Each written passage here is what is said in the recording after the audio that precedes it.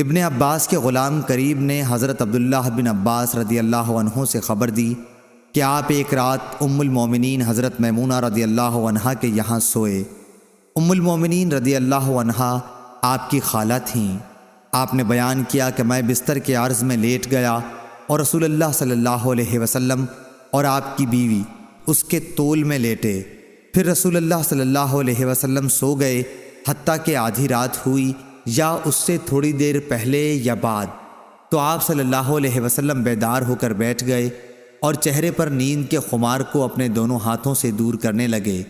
پھر سورہ آل عمران کے آخر کی 10 آیتیں پڑھیں۔ اس کے بعد آپ پانی کی مشک کے پاس گئے جو لٹک رہی تھی۔ اس سے آپ صلی اللہ علیہ وسلم نے اچھی طرح وضو کیا، پھر کھڑے ہو کر نماز شروع کی۔ حضرت عبداللہ بن عباس رضی اللہ عنہ نے کہا کہ میں بھی اٹھا اور جس طرح حضرت صلی اللہ علیہ وسلم نے کیا تھا میں نے بھی کیا، اور پھر جا کر آپ کے پہلو میں کھڑا ہو گیا تو حضور صلی اللہ علیہ وسلم نے اپنا داہنا ہاتھ میرے سر پر رکھا اور میرے داہنے کان کو پکڑ کر اسے اپنے ہاتھ سے مروڑنے لگے۔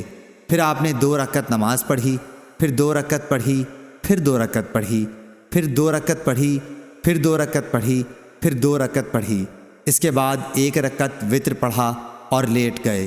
جب مؤذن آیا تو آپ صلی اللہ علیہ وسلم دوبارہ اٹھے اور 2 ہلکی رکعتیں پڑھ کر باہر نماز فجر کے لیے تشریف لے گئے۔ صحیح بخاری حدیث نمبر 1198۔